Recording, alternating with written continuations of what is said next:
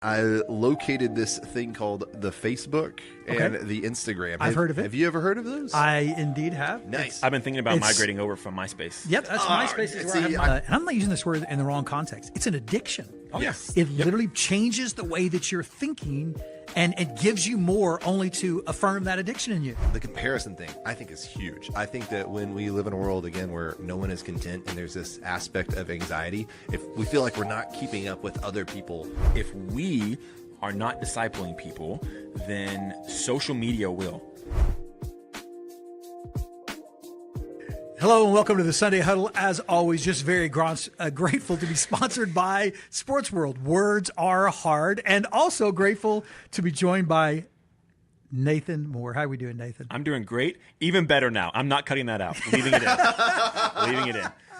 We are leaving it all in. And Brian Hasley, how are we doing today, buddy? oh, me? Yes, sir. You. Oh, I'm doing beautiful. It's Well. it's a great day. I was scrolling the interwebs today, Okay. and I located this thing called the Facebook and Okay. the Instagram. I've heard of it. Have you ever heard of those? I indeed have. Nice. I've been thinking about It's- migrating over from MySpace. Yep, that's MySpace is where I have my, That's that's where my biggest presence is. I need to show MySpace. my 8 friends and who they are in order. if I don't have that, then I don't know. So I was curious if you guys have even heard of this social media trend that the kids are talking about. Yes, I'm a little bit. What about you? I don't have a Facebook account. Are you a Facebook guy? Do you have a Facebook? I have one. Do I get on it? No, I do not. You don't have. You're too young for a Facebook, are you? I do have Facebook. Yeah. Okay. Is when you're married and have kids, you can have a Facebook. Is that right? Is that the kind of the dividing line? Well, when it came out, you had to be in college, which With Facebook, is that was right? 100 years or so. Oh. You're still in it though. It's a victory lap. Still I like in it. In it to win it. Is for sure I am. Social media. So when did I'm trying to think of like when was I never was part of MySpace as much as I joke. When was MySpace? When did that come out? Like was that 2000s. no? Was Yeah. it that short a time ago? Really? Like how you think that short time ago. That was 20 years ago. Math is so hard for you, isn't it? There were in 2026. It was 26 years ago. Is it hard to do math? No, I was more so emphasizing how dumb you were. I know the point that you're leaning into. Yeah, that's probably about right. Yeah. On MySpace Gosh, was- why did I think it was a lot was longer? than that? Zanga before that. At least that's what I had. Had me a Zanga. Zanga. Did y'all really? Both had neither? I didn't have neither one of those. I had had to to- blog about things. Yeah. I wasn't allowed, so I had to get on it at my friend's house, actually. Yeah, Just kidding, Mom. I would never do that. What a rebellious kid you Yeah. were. And if you were really cool, you had a Neopets because you wanted to be able to play the games while you were doing it. Don't know I that don't one think that's either. social media. But Yeah, I don't think it's social media. See, I don't even know what it is. So tell me, Jeff, what is social media? I have no idea. The social media on the interweb. I'm not certain. I'm not certain even how that works. Man, what about social media? I got to believe that Nathan is a youth pastor. That this has to be the most talked about when a parent comes to you, hey, I'm struggling with my kid and this, or some young person saying that they're struggling with this. I've got to believe this is something that's a constant source of conversation. Absolutely. It's a big one. I am actually encouraged by the amount of students whose parents don't let them have social media, which I think is great. I'm a huge fan of that, by the way. But yeah, I think that's one of the big things is how do we interact with it? Because parents, I think, are they're leery of it because they see on the news and stuff like that, or if you're Brian, the interwebs, that's what he said. Yeah. They see some of the dangers of it. So then they're like, how do I let my kid be able to use this for the ways they're saying they want to, interact with friends and stuff like that, but also protect them and keep them safe. What a counterculture. Can you imagine though? Seriously, imagine the parents now going against the grain and saying you can't have any social media until you're 18. No, I mean, it would be crazy, right? I mean, I'll be one of them, but Good. Yeah. I will tell you, it usually does not go over well with the student. However, the ones who I've seen do that, their students are very clearly better off for it.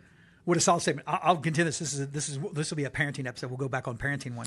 It will Oh, be. I'm not You parenting guys advice. are both amazing parents. It will be a problem if they get their phone at 16 and the first time you hand them their phone, you say, "Oh, by the way, you can't have any social media." Right. Yeah. It won't be if it's a source of conservation from the time that conversation's a hard word to give, from the time that they're born, and saying, "Hey, listen, this is something that's potential danger. We've got to careful about this. Dating. I always tell you, dating. If you tell your kid, when they turn, hey, happy 16th birthday, you can never go out on a date until you're 25. No, 40. but there has to be this conversation that takes place. But if it takes place early, then it doesn't have the problem. But if you last minute, it's going to be a problem. Right, and here's the thing where this is like maybe the self, like turn the lens back on yourself now, is if we say, man, the teenagers need to not be on their phones, so they're not exposed to these dangerous things, they're not exposed to seeing these like things that their like young eyes shouldn't be seeing and stuff, all true. Yet we say that, and then we turn around and say, but for me, it's okay. For me, I can handle it. I'm older. I'm more mature. But then all those same like dangers of social media exist for us too. So let's talk about some of the positive things. I want to talk about some of the positive things of social media, and then we're going to get at some of the very dangerous signs. And it's kind of interesting that you observe these parents and these kids that are not on this, how much more well-adjusted that they are, how they think differently, how they worry probably less, they're less concerned. But what are some positive things on social media, you think? I mean, reach. You get to have people that are no longer, you're not limited by the geographical space that someone is. So the proximity that you have to people that are followers and stuff that have more of a desire to interact with you with similar beliefs and stuff like that, you're able to do that. That's a pretty big help in there. And also you can have updates on people. Like you can find out what's going on in their lives without actually having to call them up and see how they're doing. Who would want to do that to actually, or go visit them? Who wants to do that nonsense? Exactly. Yeah. Ain't nobody got time for that. Yeah, I think the good part of it is that you're right. It does allow you to stay connected with, I think of like people who just from different stages in my life that I wouldn't have any contact with or know what's going on at all. I can look and I can see on social media. I can see, oh, well, they're doing this. They have this job, or they ate this for lunch today. Kind of. So and they included a high resolution picture of their dessert. Picture, yeah. You have to have that next to their Bible. Yeah. And the coffee. Yeah. Right. Yeah. So I think there's that side of it. And then you think of like from a Christian standpoint, I do think there are some really cool things that social media allows us to do. It allows you the ends of the earth. Now, this is not to say that this is in place of physically going, but the ends of the earth feel a lot more reachable for your average Christian, I think, because hey, I can be a part through my social media involvement. I can be a part of taking the gospel to the ends of the earth. It allows, I think, the reach. I mean, our podcast, right? It allows our podcast. We wouldn't be able to reach as many people if there wasn't those avenues. So I think there is certainly some like positive things on that, but. Unless you want to add some more. I would add some more. Yeah, because there's also another aspect is with the prevalence of social media, I'm able to see more content of like really good sermons or really good apologists. I love watching debates like with William Lane Craig or even non-believers like Alex O'Connor. Yeah. It's really Shout out Alex O'Connor. We want you on the podcast. We want to talk to you. Absolutely. I am not speaking for that. That's we love and pray for Alex O'Connor. I would love to. That's for sure. He is a brilliant guy, Oxford scholar, brilliant atheist. We'd love to have him on the podcast. I'm going to put that out there. I'd like to meet you, but don't judge me for how dumb I am. But then also other things like with Wes Huff and stuff. Like there's so many great instances of people out there that are going and sharing the gospel, sharing good news, that are having and engaging in apologetics. You can see Cliff Knechtley and stuff as well, engaging in college campuses and stuff. And I think that that's also really cool because it's some more real world interactions that you're seeing, questions, engaging in apologetics, like not scripted. And so those are kind of things that I think that is really beneficial that you're able to enjoy. Yeah, what a great thing. And I don't know how it would have been done prior to this. I mean, other than attending a lecture in person or hearing them speak or lecture. So phenomenal. I'm exposed to so much through. We do it on Sports World. We do a lot of school assemblies, and we pass out our football cards. Well, they have a QR code, and every will be in front of 50, 60,000 young people this year. We're directing them to our social media. We want them to have contact with us, to engage with us, to talk to us, to learn from us whenever we talk about these certain things. So there are some unbelievable, great things about social media. And for we get to be exposed to other religions in that too. Oh yeah. Which I think can be an extremely beneficial thing to see that. And for me, I know it's just really helped, not that I didn't see it this way prior, but social media helps when I think of people who have differing beliefs in me. It helps me see, now there's the two extremes obviously, but it helps me to see they're just real people, right? They're real people. Now, at the end, there's the extremes of you see the extreme side of it where that's not what the real people are. Yeah. Paul David Tripp. David Tripp, is that his name? Paul Tripp? Whatever it is. Paul Tripp. That guy. He has a thing where he answered this question of how should Christians interact with social media? And I remember one of the quotes take away from that is he said, it's like a screwdriver. He said a screwdriver is a really good tool that can be used to make awesome things. But it can also stab you in the face. So don't beat around the bush. How did he feel about it? I thought it was awesome, right? Yeah, And straight to the point of, man, it can do all these awesome positive things, which I'm sure we'll talk more of, right? But it can also stab you in the face. What a tremendous thing. So, but first of all, it is. I want to assert or say you're exactly right. These people are being exposed to. We're being exposed to teaching. It's easy to other people, to make them the other.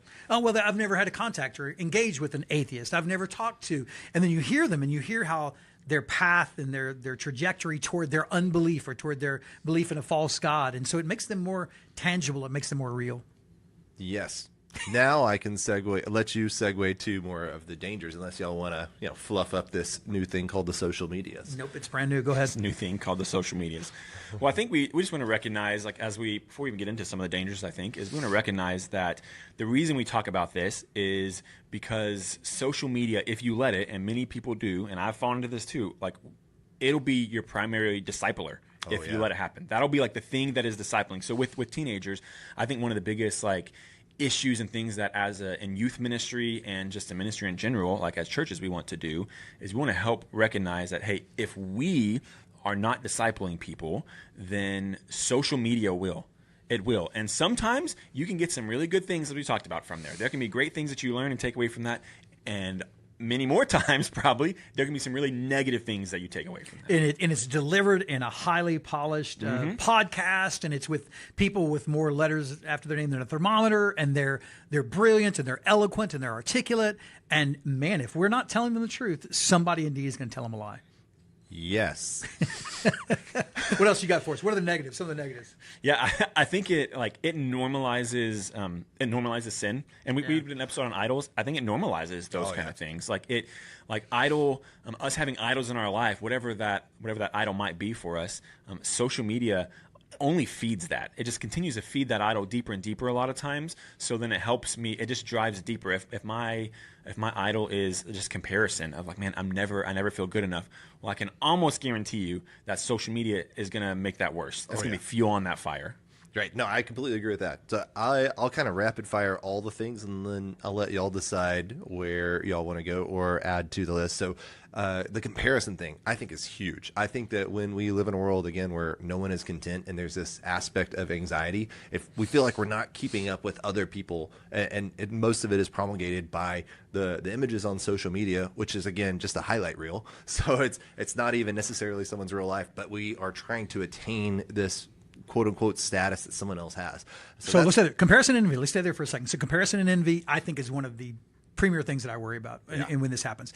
But you say it as a highlight reel, and sometimes it is, but I think more often than not, it's not even a real highlight. So like a highlight reel of you scoring a touchdown, and it was just one. Okay, well, you got that one touchdown, but this is not even real. The images you see are not real. The pictures you see, it's filtered, and the message is not what you think it is. And so it's not even real. So we're comparing something that's not even real. It's not even true. Right? Yeah. Well, and then kind of an overlap of that is that there's a performative nature in it, which is kind of, if vanity is one of the sins that you struggle with, struggling loosely, but if that's one of the things, well, then you can have a performative nature. My life is so good. Here's me, as we joked about, here's my Bible and my coffee in the morning, and I'm soaking up the Jesus, and well, are you really? Like, there is this nature, and then we're like, man, I didn't get in the Word and have some coffee this morning. I'm a terrible Christian. Yeah. I don't know. I don't have the social medias, but I presume that's what people feel. Is that what you feel in the morning when you take your picture with your Bible and your cup of coffee? I do, yeah. Yeah, I do. I have it all set out the night before. That way I can go snap a quick pic and go back to bed. But I want people to see that I posted it really early. That's true. Oh, my gosh, he's up so early. Schedule my post. Yeah, he's such a committed guy, yeah. You got to have that. What other pitfalls? Another pitfall that I think is that it's a time suck. We've mentioned it before, I think in our idolatry episode, about how we can look, a quick notification, which you should not have those in general, but a quick notification, well, I got to check it. But the algorithm is so good that when you look at the one thing, they've got that other video in there. Like, oh, that does kind of look interesting. And what should be a 15-second quick check, as we say in our mind, turns into 30, 45 minutes. So, Nathan, you've mentioned this on a previous episode. And I know this is going to say yellow thing, but it's this old guy talking about trying to make himself relevant. But this is interesting that the algorithm feeds you what you watch. And I think that seriously, there may be some parents on here that are saying, okay, they don't understand. I'm telling you, if you click on this once more, they're going to give you more of what you desire. Oh, for sure. I mean, their goal is to keep you on their platform, right? So, and it's just the way that like human nature works is the more sensational things like anger or fear usually provide, like, people respond more intensely to that than things that you like. So then that like algorithm, you start to have this cycle where you're just captured in this like anger and fear because you're seeing and interacting with those things. So it continues to feed those things to you. I think it's interesting, like, Brian, you mentioned like the time suck. I think like for me on a personal level, that's the biggest thing. Exactly. I think for me Same. is I don't like, and tying the notifications into it, I don't like having notifications on my phone. I don't like having like the little bubble. I mean, I get them, but I don't like having the little bubble on the app. So like I'm the guy who I open every email because I don't want, even the ones I don't care about, because I don't want the little thing. I don't like having that notification. So what I get trapped into a lot of times in the morning is I'll wake up and I tell myself intentionally, the first thing I do is not going to get on my phone. Yep. Is I'm gonna get in the word. However, that's what I say, and I'll just be honest with you. I look at my phone at the time or something, and I see the notification, and I can't not do it. So I'm just going to open and clear the notifications real quick, and then before I know it, man, I've scrolled for 15 minutes. Yep. I close the app, and I never looked at the notifications. Yep. I never even saw them because it captured me really quick because the way the algorithm is designed to do that. Same exact thing. It's because it's and I'm not using this word in the wrong context. It's an addiction. Oh yes, It literally changes the way that you're thinking, and it gives you more only to affirm that addiction in you. 100%. Ephesians 5:15-16. Look carefully then how you walk, not as unwise, but as wise, making the best use of the time, because the days are evil. And I would say some of the stuff online that you end up scrolling on does end up appear definitely evil. But when we're thinking of that, the simplest problem is just the fact that it devours our time. And it truly does. And I was guilty of that this morning as well. I wanted to get rid of some emails, and I don't even know how I ended up looking at part of it's the ADHD and the 80 tabs on my screen, but but part of that is because I'm looking at one thing, it triggers another thought that gets me to another thought that then keeps me going in there. And this perpetuates a state of anxiety of like, oh, I'm getting behind. Yeah, and in the inverse, it's how rapid that time moves. It's like it's different. It's like the opposite of treadmill time. Like the treadmill time. The treadmill time is elongated. Oh my gosh, you have to. It's crazy. I'll cover it up. Right. And put something in front of it so I can't see what the time is because it's going so stinking slow. Right. But it's the opposite here. You look and you say, oh my gosh, I just wasted 30 minutes of my life that I will never get back. Right. And nothing of value. Not listening to a podcast that affirmed me on the way to the gym to try to listen to it, or someone who has a contradictory opinion, so I could try to grow and learn more. But it absolutely can take away our time. Another thing that I find is pretty problematic is that sometimes we like to point out how it can be used for apologetics and improve our reach and stuff. But then you look at some of the comments regarding either religion or politics, don't get me started, and then you're like, well, actually, this is the worst type of discourse one could have. There's not really any discussion going on. It's more like posturing, if anything.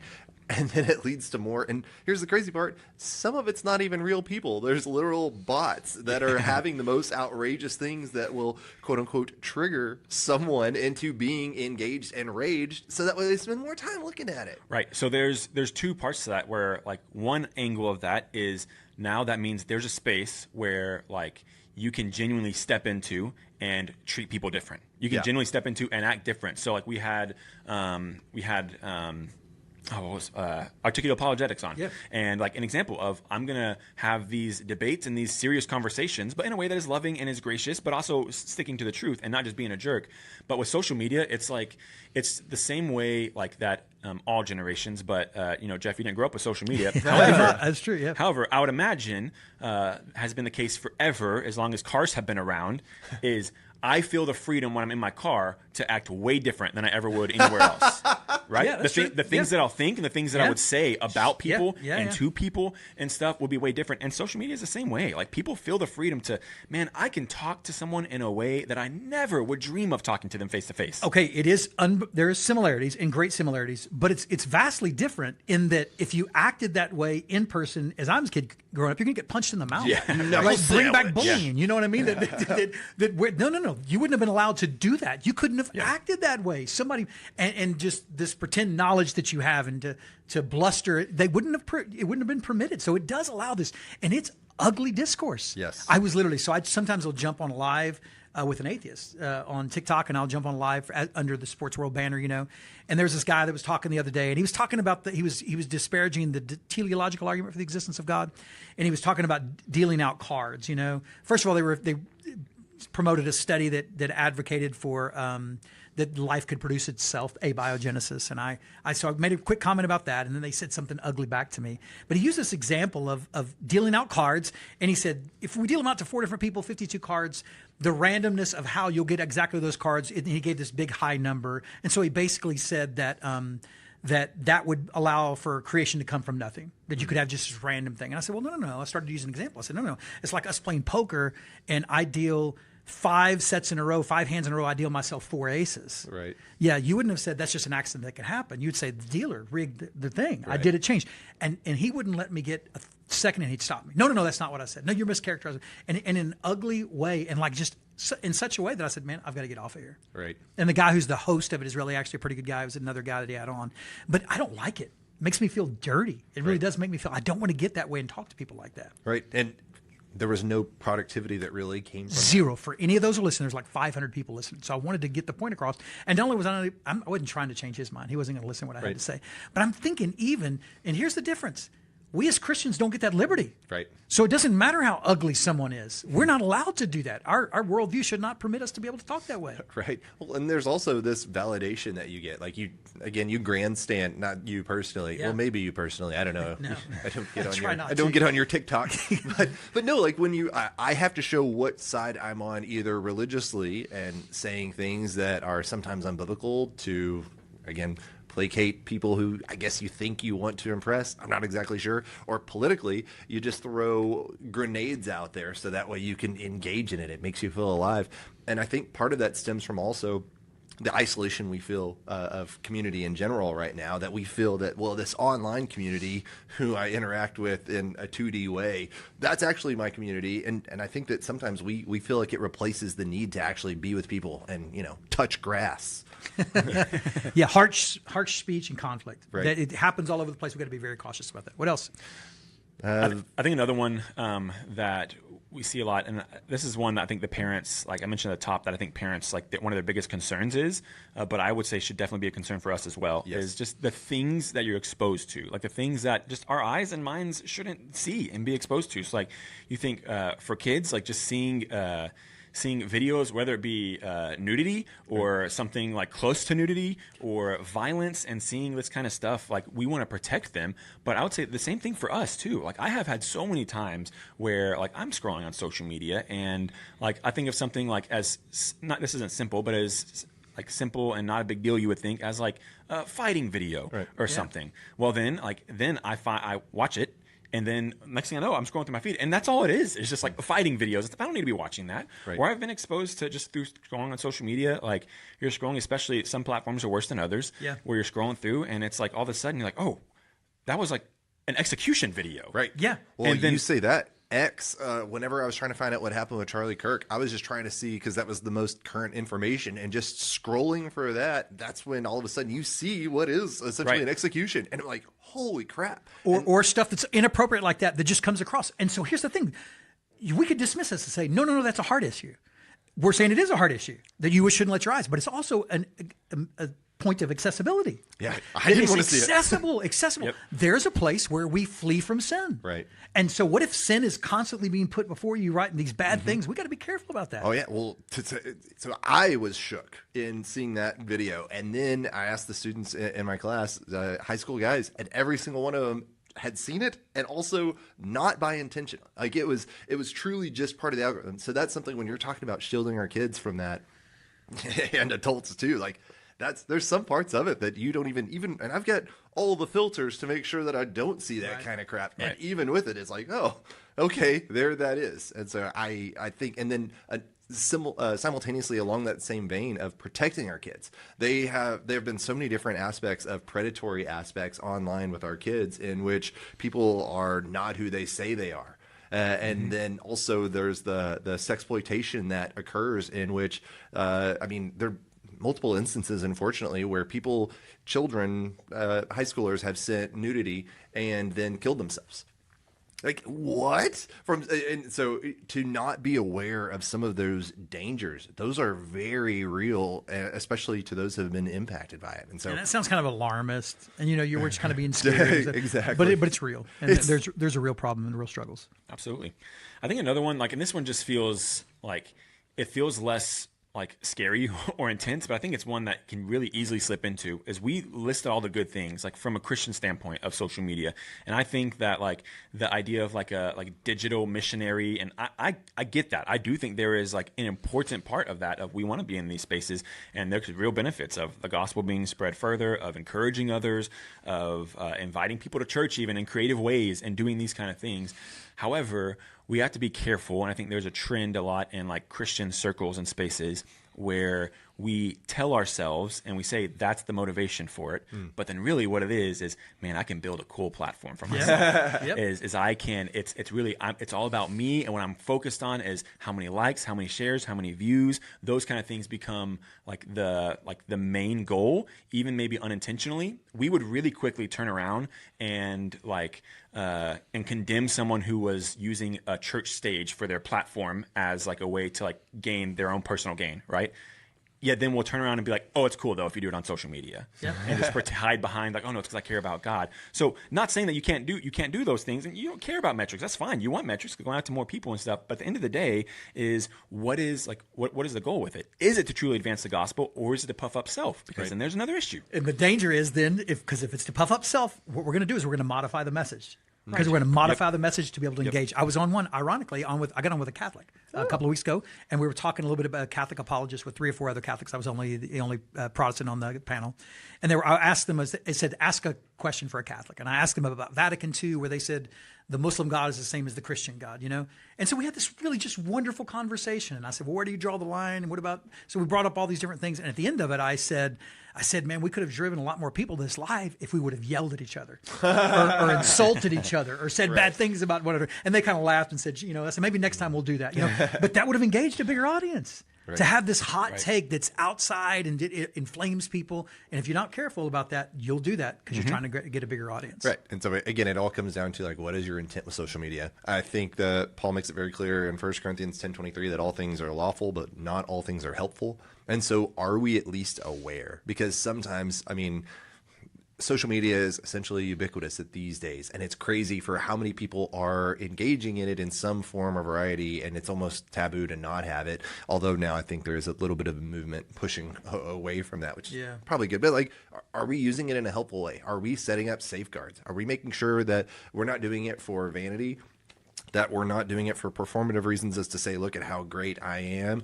Are we sometimes tricking ourselves into saying we're helping other people while realistically we're looking to worship ourselves? So as long as we're making sure that we have those safeguards and hopefully have people in our lives that are pouring into us to help, hey, what are you doing? Maybe stop posting that. You sound like an idiot. Those are very to hold us accountable. And we're not going to do that perfectly here on this platform. No. Not with us and our social media efforts. But our hope is, and the desire of this was that you would have a biblical worldview for all those watching, that you would understand what the Bible has to say about certain topics, and fundamentally and most importantly, that you would know Christ. That if you don't know Him in a relationship, the Bible says that we're separated from God because of our sin.